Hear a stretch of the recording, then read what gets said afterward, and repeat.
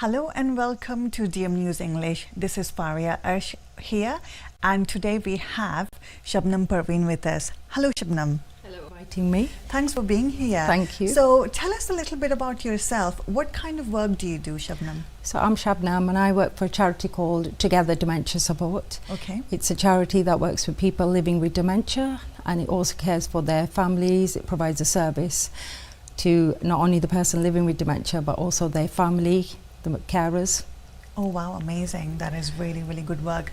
Can you tell us a little bit about the symptoms of dementia, or what kind of symptoms should we be looking out for? So basically the brain function decline, these are the types. So basically the normal brain functioning, you will, as you get older, you will forget things. This is normal. But if you have dementia symptoms, you would have a bit of difference. So how you would work this out is by, if you start forgetting things more regularly, you would then go and get this checked out. For instance, you would go to your GP, the first point of call, and then your GP would then refer you, do a few tests, and then refer you for maybe a memory clinic and do further testing. Okay, all right. And what is the age for dementia? Is there a specific age that we're looking at? Normally we say around 65 plus, but there's a dementia called frontotemporal dementia, and with that you can get dementia as early as 45. Wow. This affects young people, and yeah. Okay. And you work for Together Dementia Trust. So this Together Dementia Support is a charity based in Manchester. It's based in Hume. The CEO is a lady called Sally Ferris, who founded this charity 10 years ago because her own parents had dementia, and at the time she found that there were no place, like no services to help, and so she decided to start her own charity, and that's what's called Together Dementia Support. And I work for this charity as a Dementia Coordinator. I also work with South Asians who are living with dementia, and I run a friendship and activity group called Pyari Yadein, which means happy memories. Amazing. Very nice to know that. Do you think there is any stigma attached to dementia? Yes, definitely. There's a lot of stigma attached to dementia, especially from my experience working with South Asians. The stigma, there's people don't want other people to know that they have dementia. Firstly, they will keep it in-house, keep it secret. They'll think that dementia, the symptoms that they are experiencing are just normal, part of old age, it's part and parcel of this old age, but it's not. When you have dementia, there's a difference between brain function decline and normal just old age, getting old, forgetting things and forgetting to walk in a room, and you might forget something, walk out, then think, oh, what did I forget? We all go through that. That's not dementia. Okay, all right. Tell us more about Pyari Yadein. What kind of work do you do with that kind of group? So Pyari Yadein is a group that I'm really passionate about. It's a friendship group for uncles and aunties living with dementia. Okay. It's run once a week in Hume at our centre. It's run for a few hours, and people come, South Asians, uncles and aunties. I call them uncles and aunties because they're older. It's a respect thing. Of course, yes. They come and they spend a few hours with us. They'll come, we'll do a bit of chit chat, then we do seated exercise. The seated exercise can be lots of different movements, but it's the whole part of that is to get them moving. And if they can't stand up and do the exercise, but at least they can sit down and do something. After that, we'll have tea, coffee, biscuits, normal tea break. And after that, each week we have a session planned. So, for instance, last week we did South Asian wedding, and we did a proper wedding setup where they dressed up so we actually got one of the couples married. Oh wow. Okay. That's so beautiful. And then we dressed them up and they put on some South Asian clothes, and then we had put bangles on them, and we tried to make a mock-up wedding as much as we could. And then we had them walking in, the ceremony walking in. We had people throwing flowers on them. The uncles and aunties actually made the garlands out of fresh flowers, and then the garlands were put onto the bride and groom. So this is one activity we did, because the theme last week was weddings. So because at Biariya we like to keep our group culturally appropriate, meaning the group so that it's in keeping with South Asian culture, and the whole point of that is so that the uncles and aunties can reminisce, they can remember, it will take them back to their memories that they remember. For instance, their heritage. Their memory might be of where they grew up, their childhood, back to the country they came from, like Pakistan, India, Bangladesh. That's the whole point of having culturally appropriate things that they will reminisce with, and they can feel, it's the whole point of this Biariya group is for the uncles and aunties who have got dementia. And honestly, this group, as you can see, I'm very passionate about the group I run. Lovely, lovely. Do you get a big turnout every week? So in the last few months, we've had I can say 50% increase of people. Amazing. So I used to have like 11 people. I now have minimum 18 people coming. These are the people with dementia. And then with some of them, a carer may attend, because if they have additional needs and their carer needs to be with them, so the carer is welcome and the carer attends too. And we've talked a little bit about the barriers, but can you tell me a little bit more about the different kind of barriers there are for people with dementia to access services like yours, and what can we do to overcome those barriers? So language is a big barrier, because being South Asian, some of they may not speak English, it's not their first language. So they may feel the barrier that they will come across is the language.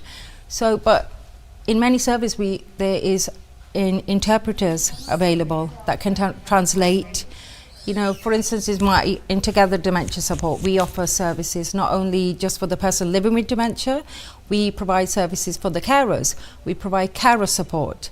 So carer support can mean for general catch-up phone calls. It could mean that the carer may need additional services involved, like a social worker or a benefits check. There's many things that go hand in hand with providing support, and we can refer them to other services and the council and so on.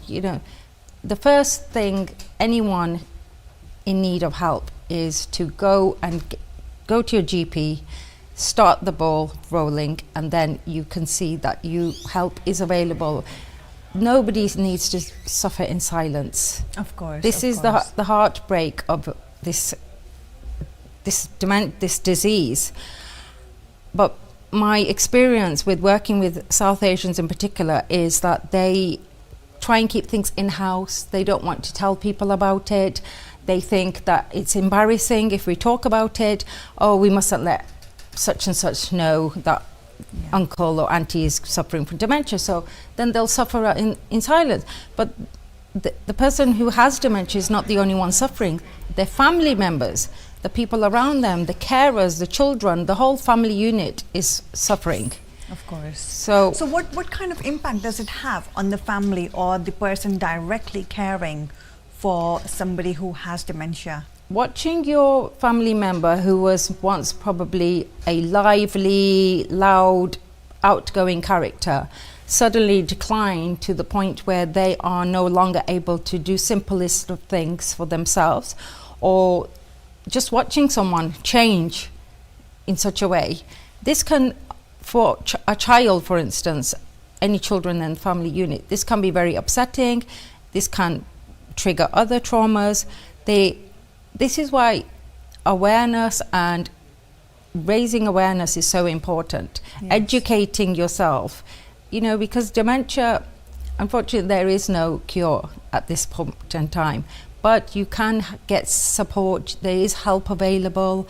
There are services available. As I keep saying, Together Dementia Support is available, and we provide services for people in the Manchester area and boroughs around for instance, with the Faria group, we provide for the group, we provide a minibus service, which goes and picks up people from their home and brings them to the group. So, and then at the end of the group, takes them back home. So there's that service as well. That's really good, because that's helping another cohort of people who can't arrange transportation. So, and when the family member is, the person living with dementia is at the group, the other people in the family unit, for instance, the wife who's caring for them, they have a bit of respite, a bit of time to do something else. You know, I'm sure they're going to be really busy doing other chores that they've been putting off, but it gives them that time, a few hours to have to do other things, and know that the person with dementia is in a safe environment, being looked after, and they are, you know, safe. Amazing. This is the biggest thing for a carer, knowing that the person that they live with, their person who has dementia is cared for, and when they're not looking after them, that whoever else is looking after them well, and it's a safe environment. Lovely. I can see this is very close to your heart. And what made you choose to go into this line of work? So my profession, I'm a teacher from my profession, but I stopped teaching many years ago, and through a personal loss of mine, I came back into charity work and started doing things with other charities. And then I started volunteering at this particular charity, Together Dementia Support. And then after that, a job vacancy came available, and I was offered the job. And yeah, so this is how it happened. But so for me, this is not just a job. I'm very, very passionate about this, and the people that attend my group, we're like a big family unit. You know, I've been caring for them for many years, most of them. And sadly, I have some who are end of life as well now. And you see the sad reality of this dementia, this disease.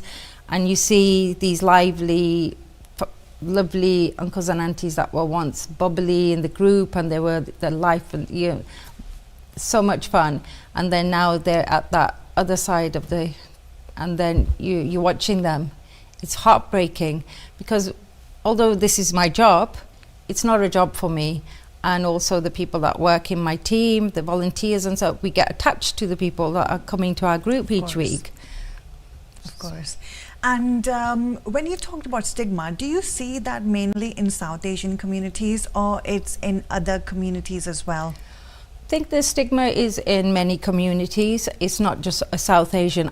Because I work a lot with South Asians, I have seen this more with South Asian families. The lack of awareness is the biggest problem. The more we educate people about dementia, people can make changes in their life. For instance, dementia does not start, you know, it starts many, many years before.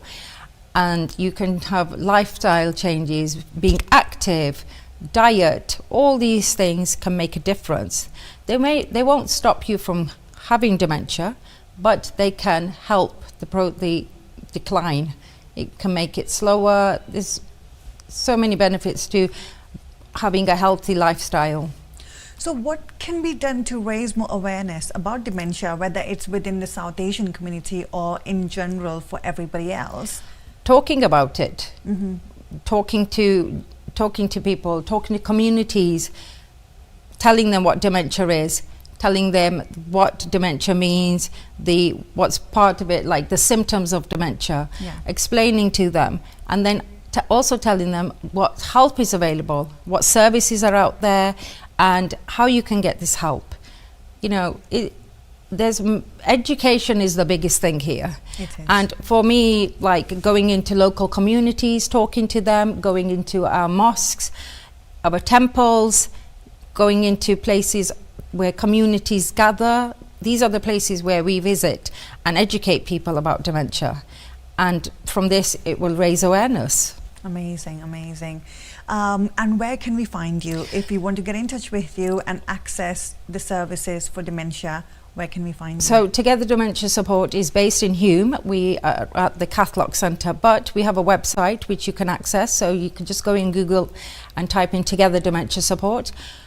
and then you'll find us. We have self-referral form on there, so if you have some family member or somebody living with dementia, you can refer them yourself on the website, or you can go to your GP and your GP can refer you to us. The memory clinic can refer you to us, but the quickest way is go on the internet and type in together dementia support, and there you will see the services we provide, the different groups, because I run the Pyari Yade group, which is on a Thursday each week, but we also run other friendship groups on different days, and they're all listed on our website. And then also what other services we offer, and it talks about who we are, and all the information is on the website.